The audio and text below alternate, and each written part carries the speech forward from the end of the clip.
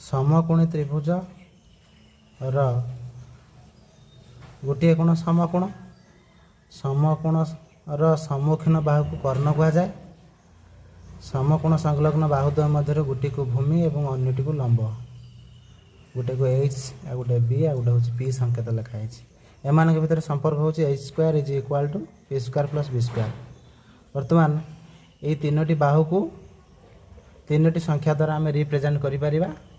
जोटा को आम पिथागोरीय त्रयी बोली कहूचे। पिथागोरीय त्रयी रे यदि आम तीनटा संख्या मध्य जेकोसी गोटे संख्या दि जाए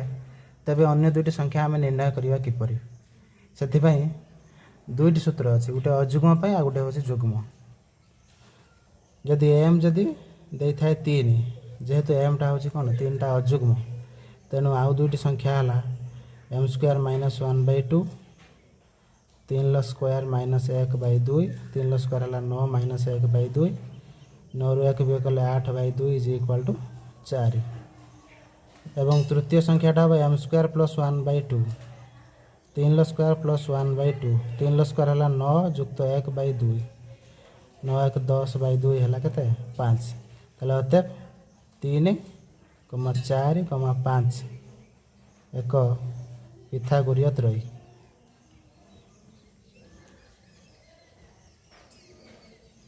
तेणु फर्मुला ला एम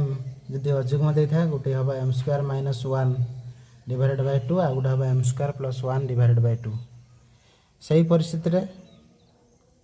जदि एम जुग्म दे था ताले जुग्म पाई सूत्रटा कौन आसीबो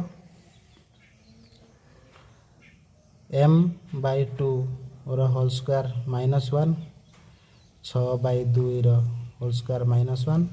6/2 जे 3 3 वर्ग माइनस 1 3 वर्ग है 9 माइनस 1 9 रु 1 भी कले 8 एवं शेषटा आसीबो m/2 होल स्क्वायर प्लस 1 6/2 वर्ग जुक्त 1 6/2 जे 3 वर्ग जुक्त 1 3 वर्ग 9 जुक्त 1 9 केते हिजिबो 10 अतएव 6, 8, 10 एक पिथागोरीय त्रयी।